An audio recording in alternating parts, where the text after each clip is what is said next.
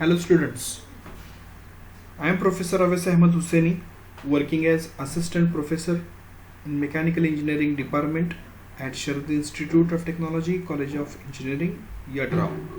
In this video, we will discuss various evaporators used in refrigeration and air conditioning system and its types. So as we know that in case of the vapor compression refrigeration system, the most important components are compressor, then second one is that condenser, third one is expansion wall, and fourth one is evaporator. Okay, so whatever the vaporized form of the low pressure, low temperature, wet kind of the refrigerant in the form of the vapor when enters in the compressor from the evaporator, it get compressed at a high pressure and temperature in case of the compressor. Okay, generally that hermetically sealed, then scroll compressor, screw compressor are used mostly in case of the HVAC and refrigeration and air conditioning. And after compression, the high pressure, high temperature vapor refrigerant will enters in the condenser. In condenser, the latent heat of condensation takes place and heat is rejected, and due to that the phase change of the refrigerant takes place and vapor refrigerant get converted into liquid refrigerant. Further, that same kind of the refrigerant is enters in the expansion device, that is throttling device, where throttling is carried out and high pressure, high temperature liquid refrigerant get converted into low pressure, low temperature liquid refrigerant. And finally, the low temperature, low pressure liquid refrigerant get enters in the evaporator. Okay, so what exactly that evaporator do? So the main function of the evaporator is to absorb that particular energy from the space and produce the cooling effect. So in case of the evaporator, the latent heat of the vaporization, that is absorption, takes place and phase change of that refrigerant takes place from liquid to vapor, and again that vapor refrigerant is enters in the compressor and the cycle repeats itself. So this is nothing but that particular kind of the function of the evaporator. So what is that evaporator do? The function of the evaporator is to absorb the heat from the surrounding location or medium which is to be cooled. Suppose you take example of the cold room. So what exactly that evaporator do? Evaporator absorb the heat from the cold room. Similar way in case of the domestic application, if we use air conditioning system, then definitely that evaporator absorb the heat from the room.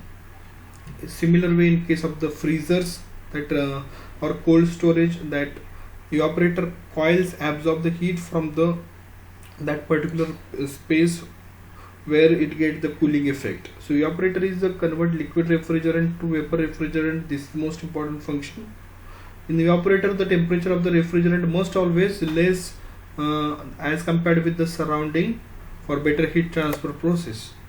But where that evaporator do means where generally means it's nothing but where it is applicable, means where that vapor compression refrigeration system used. There are a variety of the applications like ice plant, then chemical industry, polymer industry. Then similar way there are so many kinds of the food preservation techniques are there where we need these. Then wineries are there, beverages are there, then packaging and food processing units, cold storage, ice plant, milk processing unit, domestic applications.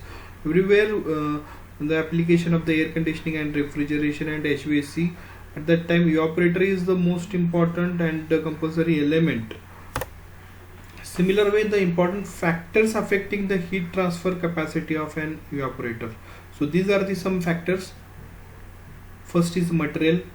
So material selection is most important while designing or while manufacturing the evaporator for refrigeration and air conditioning system as well as for HVAC. Then temperature different we must have to maintain. The temperature which is available at the evaporator side, it must be less as compared with the surrounding.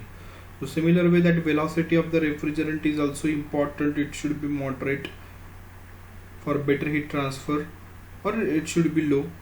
The thickness of the evaporator coil walls are also important in order to avoid the loss of heat due to conduction convections. So contact of the surface area, this is also important for better heat transfer process.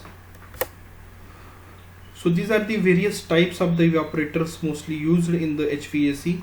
The first is that according to the type of the construction, bare tube coil evaporator, finned tube evaporator. These first two types of the evaporators are mostly used in the domestic refrigerator or freezer application generally. Third one is a plate evaporator, shell and tube evaporator, shell and coil evaporator, tube in tube evaporator. According to the manner in which the liquid refrigerant is fed, the evaporators are classified into two types: flooded type evaporator, dry expansion evaporator. So once again I repeat that particular part, but I will complete remaining two first. According to the mode of the heat transfer, there are basically two types: natural convection evaporator and forced convection evaporator. The main difference between that natural convection evaporator and forced convection evaporator is the implementation of the fan for better circulation of the air in case of the forced circulation or forced convection, but it is not used, that that particular fan is not used in case of the natural convection. The cooling provided naturally without any kind of the forcing action. And last one is according to the operating condition, there are three types: frosting evaporator, non-frosting evaporator and defrosting evaporators. As we know that in case of the refrigeration and air conditioning, that frosting is phenomena, it happens. So there are three types. So according to the types of the construction, bare tube type coil evaporator, then fin tube evaporator, plate evaporator, shell and tube type, shell and coil type, tube in tube type. Also we already discussed some important condenser used in that particular kind of the refrigeration and air conditioning system. So as we know that the condenser and evaporator, these are the one kind of the heat exchangers, okay, but on working as far as the same, only the working principle used in case of the latent heat of the condensation and latent heat of the evaporation is different, but sometimes the construction is also mostly same. Here you get the idea about the shell and tube type, shell and coil type, tube in tube type. We already discussed such a kind of the various condensers in our previous lecture, but again such kind of the names are repeated here. So the meaning is that both are heat exchangers, but the function and application is totally different, working phenomena is totally different. So these are the various types according to the manner in which the liquid refrigerant is fed: flooded evaporator and dry expansion. DX evaporator is known generally. Then according to the mode of the heat transfer, natural and forced. According to the operating conditions, frosting, non-frosting and defrosting. So let us start with the bare tube coil evaporator and fin tube evaporator. So firstly, that bare tube coil evaporator are generally used in case of the all kinds of the domestic application like freezers. Keep in mind that, okay. So and sometimes in case of the chest freezers or self-frost freezers, similar way in case of some kind of the chillers, water coolers, generally we use that fin tube type evaporator, okay. So now the first is that bare tube type evaporator, mostly used in the domestic application or generally in case of the refrigerator. So the prime surface evaporator, so working as well as construction of such kind of the evaporator is very easy. It is easy to clean and defrost. Surface contact area is less, limited application like air conditioning, mostly it is not preferred, but in case of the refrigeration for domestic applications, such kind of the bare tube coil evaporators are generally used. So it look like such manner. The material used is maybe aluminum kind of the material, or sometimes coppers are used, okay. Stainless steels are also preferred to manufacture such kind of the bare tube evaporator. Next is that fin tube evaporator. Actually that it is one kind of the heat exchanger. There are two opening. From one opening, whatever the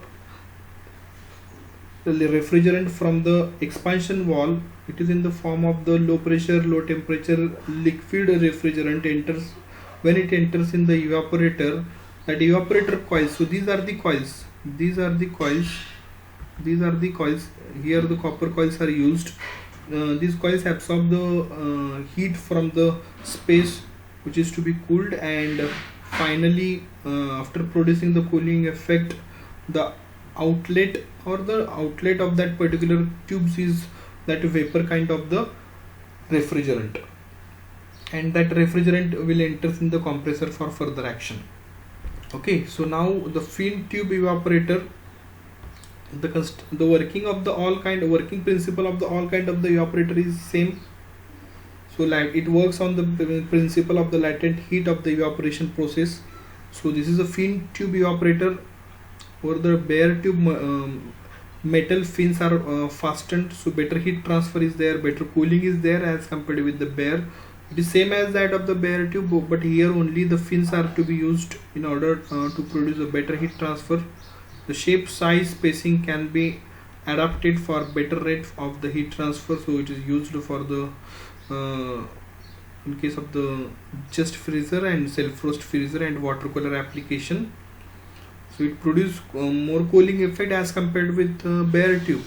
So extended surface evaporators, you can say it as, because the fins are used. The fins are generally used for better heat transfer, and it is made by aluminum or MS or stainless steel material.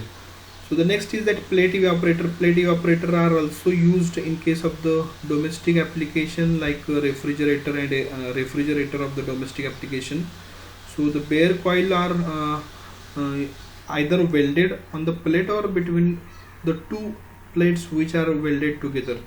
So used in the household refrigerator, beverages cooler, ice cream cabinets, such kind of the plate evaporators are generally used. Okay, so construction cost is also less. There is no any kind of the special techniques are used to manufacturing that plate type evaporator. So bare coils are either welded on the plate or between the two plates which are welded together. So just kind of welding is most important in this case. So leak proof is also important. We have to check that leak proof test while designing or while after manufacturing the evaporator. So the next is that shell and tube type evaporator. It consists of the shell, it consists of the tubes. Okay, through the tubes continuously that refrigerant flow, the from expansion device, that particular liquid refrigerant enters from the tube, and when it moves out from that, when it is circulated through that tubes, finally that vapor kind of the refrigerant will moves out from that shell and tube type evaporator, and finally it enters in the that particular kind of compressor for compression process. So it consists of the airtight shell, and number of the tubes are used. Baffles are provided. These are the baffles. The main function of the baffle is to hold that tubes. Also it avoid the entry of the two different fluids. So that baffle, sometimes that plates are also used for fitting that tubes. The main function of the baffle is to restrict the two different fluids. So construction is same as that of the shell and tube type of the condenser, available in the flooded as well as dry expansion type. Baffle plates are provided for the good turbulence of the liquid, so better heat transfer. So generally used for the capacity 2 TR to 250 TR. So mostly for HVAC application where temperature requirement is low, at that time that shell and tube evaporator are generally used. So this is a shell and coil type evaporator. It consists of the shell. So instead of that tubes, the coils are used, and the refrigerant is flowing through that coils. It is same as that of shell and coil type condenser. Generally it is preferable for up to the 2 TR capacity to 10 TR capacity. Generally dry expansion evaporator for chilling waters, generally it is used, and restricted to operate above 5 degree centigrades is the main major issue of that shell and coil type evaporator. The next one is that tube in tube evaporator. It is also same as that of the tube in tube type of the condenser, where concentric or annular tube is there. Through that refrigerant is flow and it changes its phase from the liquid to vapor at the end, and from other side the other kind of the fluid is continuously flowing for better heat transfer. So double tube evaporator, you can say it as the another name. Refrigerant can flow in outer pipe, this is the most important thing, and liquid to be cooled can flow in the inner pipe. So suppose if we want to cool milk, then it is passes through the inner tube, and that annular space is gets surrounded by the refrigerant. Similar way, in case if we want to cool the some kind of the chemicals, then it is passes through the inner tube and it is gets surrounded by the tubes which is available with the refrigerant. Okay, so these are the two types. So parallel and counter flow are generally used in case of the tube in tube type evaporators. These are the natural convection evaporator and forced convection evaporator. The basic difference between natural convection and forced convection evaporator is the better heat transfer. Better heat transfer available in case of the forced convection evaporator because of the application of the forced air circulation.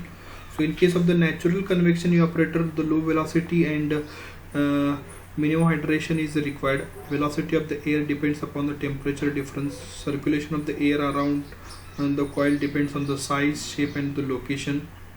Similar way, the coil should occupy 2/3 of the width of the path and 3/4 of the length of the box. So the space requirement is little bit more in case of the natural convection evaporator, but in case of the forced convection evaporator, air is forced over the refrigerant coil. What is the reason behind it?